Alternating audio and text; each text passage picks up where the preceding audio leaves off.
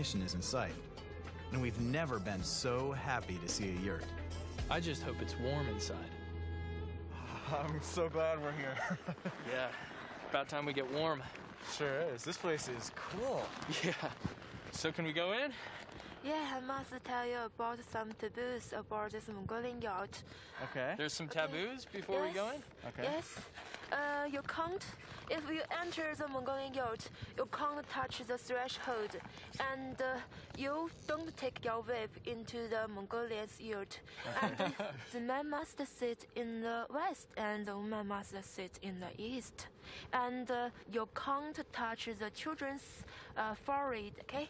Okay, and no cursing the horseman's dog, too. Isn't that right? Yeah. I thought I heard that one time. Okay, so leave your whip outside, right? Okay. And don't touch the children's foreheads. Yes. Especially not with your whip. 你好，谢谢。你好，你好。你好，谢谢。你好。 So we sit in the west. That's right. Yes. I woman sit in the east. Okay, great. Zhao Jing says the reason is that the east side of the yurt is where the women keep their cooking utensils, while the men store their gear on the west side. Zhao Jing translates both the Mongolian language and local customs for us. All right, so what am I supposed to do here? Yes, Or do I when you just drink drink this, you should use your first finger and then dip it. Do like this. It means respect to the heaven. The second, it means to respect to the earth. The last is respect ancestor. Yeah. So, one to heaven, one to earth, and one for my ancestors. Eat it up. Eat it up? Yeah. Okay. The spirits pack quite a punch. That's strong stuff, isn't That it? is very strong stuff. Okay. Very good. Put it like this. So we wear this, okay. Offering a blue ceremonial scarf to a guest is actually a Mongolian sign of respect. Feel very regal, Jeff. Yeah. I think things are about to change a lot more. They just discovered a huge coal deposit nearby, and with all the new people and machinery, it may be hard to preserve this culture. So, Zhao Jing, you said they were expecting us for Winter Nadam. Is Winter Nadam a tradition in Inner Mongolia? Oh no, modern. It's only for the tourism. Yeah. Only for tourism. Yeah. So they've changed the old festival. I mean, a festival that's been around since Genghis Khan. It's hard to believe, but in the year 2000, the Chinese government started a Winter Nadam just to attract tourists.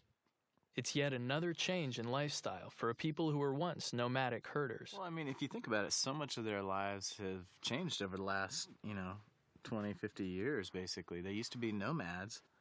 Now the Chinese government seems to have, kind of collected them and made them stay more in these permanent settlements. And now it looks like tourism is basically, kind of the meat of their livelihood. In this area, tourism has provided some jobs, but in other parts of China, people have to leave their home provinces to work as migrants in the cities, like the workers we met in Beijing. Zhao Jing, do they get a lot of tourists here? 几千人，1000多人1000多，就要2000多个人。 ，2000多人是吧？ 1,000 or 2,000 visitors every year. 2000, yes, 2000. Wow. Yeah. It's time for Nadam. But today it's just us. Maybe it's too cold for the tourists after all. Well, we're definitely up for it. Let the manly games begin.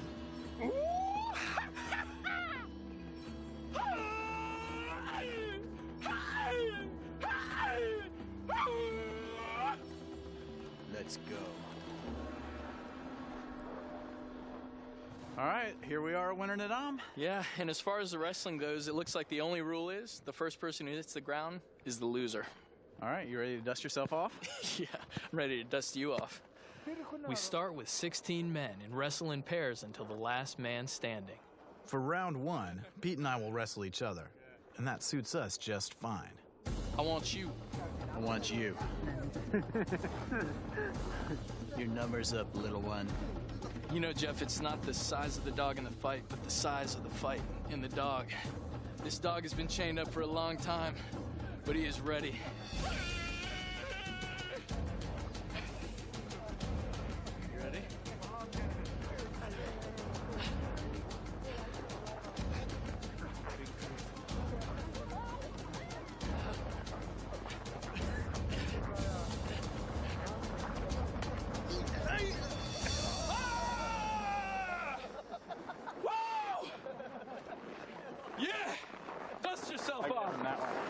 yourself on.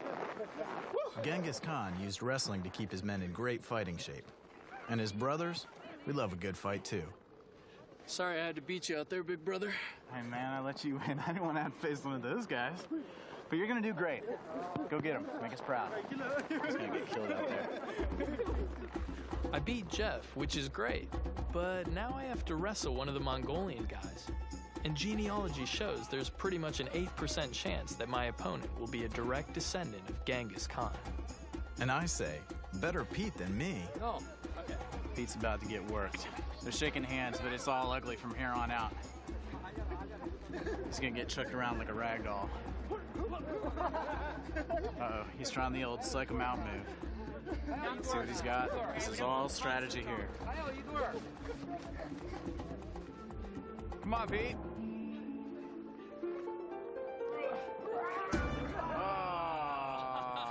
Good one. All right. Good job, good job. Hey, Down by contact. you did your best. You made us proud. I still let you win. Good job. How can we be dressed like this and not walk into the sunset? You know, Jeff, I think Genghis Khan would be proud of the Hutchins brothers today. I think you're right. And I think my pants are falling down. You know I let you win. As temperatures drop overnight, we're glad to be snug in our yurt. Looks like one high-calorie platter over there. I guess you have to eat food like that to stay warm out here, huh? Do you mind pouring some tea? Yeah, I'll get that. That's that yak milk tea, isn't it? Yeah. This stuff's good. Tastes like salty milk. It's not too bad. You want to call it a night? Yeah, let's do it. Let's go to bed. You all set? Yeah. Today is the archery competition, but I doubt Pete and I can beat Genghis's kin at this game either. Oh, whoa. Jeez, That was right on. Shot. Holy cow. Whoa. Man.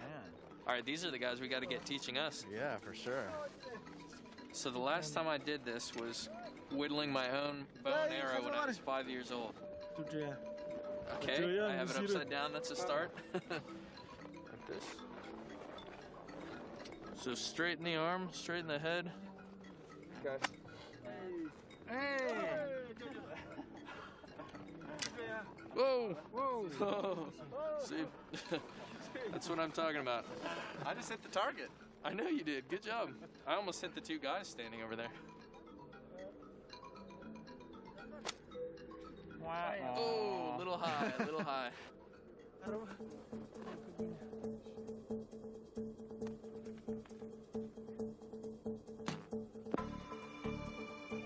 Man, look at these bows that they're using. They're out here, you know, in the traditional garb, but they're shooting these like things which look almost futuristic, you know? Yeah. The modern bows seem like a sign of change, but the sport itself is deeply rooted in the past. I mean, they used to do this training for archery to keep their skills fresh for war. And I imagine they also use it to hunt out here. The targets that they're shooting at are actually, you know, they're down on the ground as opposed to being raised up, which is kind of interesting. I mean, that must be the kind of level that they hunt on, you know? Just a lot of ground kind of animals running around. Yeah, maybe back in the day they would have shot at person height, but I guess there's not much reason anymore to be warlike.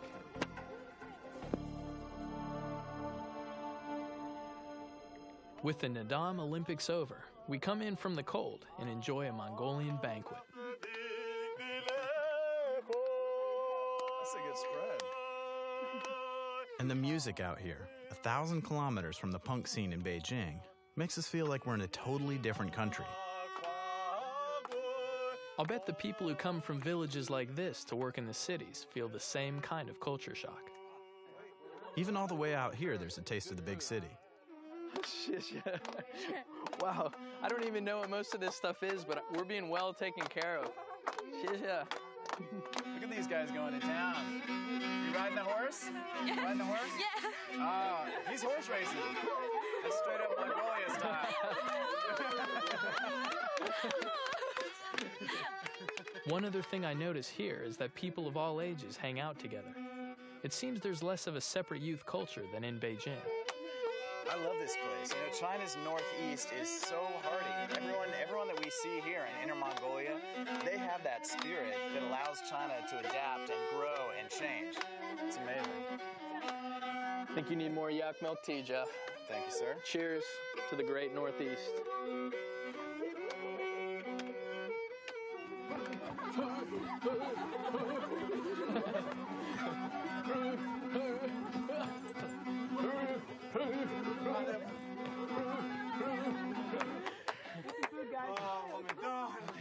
Everyone's been so kind about including us in the festivities here. But I guess in China, many people aren't as lucky. It seems to me that people like the migrants probably always feel like outsiders looking in. As for us, we're heading back to Beijing. And it feels like we're going back to the future.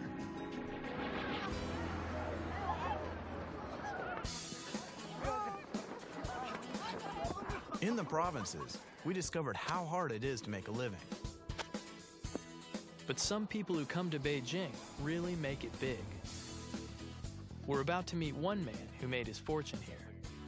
And some young people who came to the city to become big stars in an ancient sport. But these young people are turning the sport on its head. Literally. What are you guys up to? They've all been doing this since they were little, and they start with 1 plate and then 2 plates. This looks pretty tricky. Okay. Chinese acrobatics have been around for at least 2,500 years. Plate spinning was one of the earliest acrobatic arts. So all of these plates and stuff, this came from everyday objects that people found around the house and then started playing with. So That's a good way to dry your dishes. The practice plates are plastic and designed so they're easier to spin, but not for Jeff. All right, this is actually what we want to be doing. A lot of the young acrobats are from rural Sichuan province, where they learn this ancient art. But they've made it new and exciting for Beijing audiences. Jeez. I can't figure all out right, how now to look, do it. they just keep getting more and more spectacular. no way. Watching them perform, I can understand how China has become a top international competitor in acrobatics. She's sporting an entire tree with 4 chicks. That is insane. Look at her concentration too. She's just totally keyed in. Just hope she doesn't sneeze. Oh. The acrobats tell us they love being here with other people their age, coming up with new ideas, and perfecting their art. I think we should show them some of our acrobatic moves. Are you ready? I'm ready. I'm ready. And go. Go. Lift me up. Okay. Concentrate. Whistle. All right, I think she's going to try and get on my head.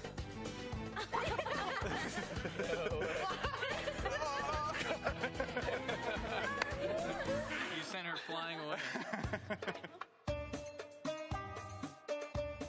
This is known as swallow play. The performers imitate swallows as they leap through the rings. Oh, nice. Nice.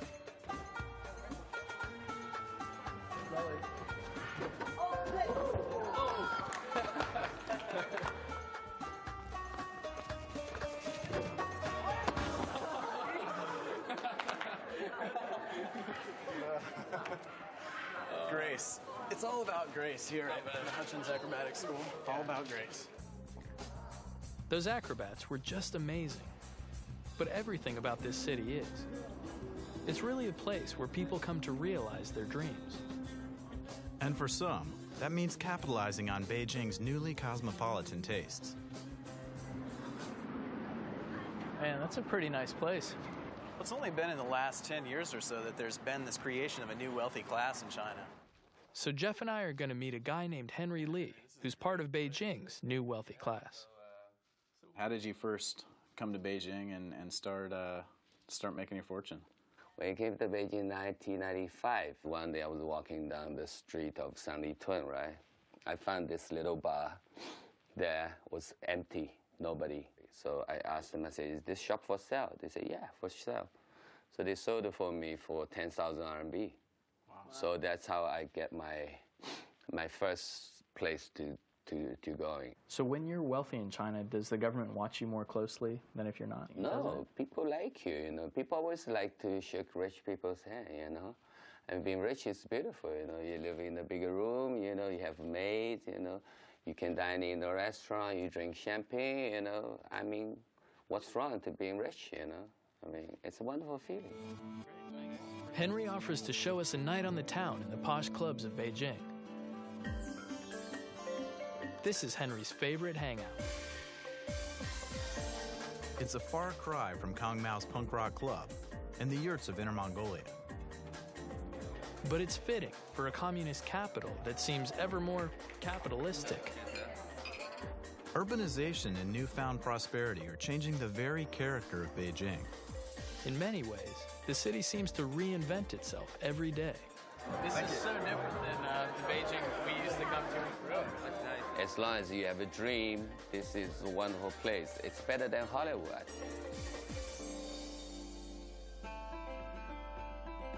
Many of the people we've met in Beijing do have a dream, whether it's a way out of rural poverty or the chance to follow their star in music, science, or business. You see it in every face in Beijing, because everyone is a part of the new urban revolution. When you think of it in human terms, too, it's not just a faceless changing skyline. It's also thousands and thousands of people whose lives are being changed, who are moving from their original homes.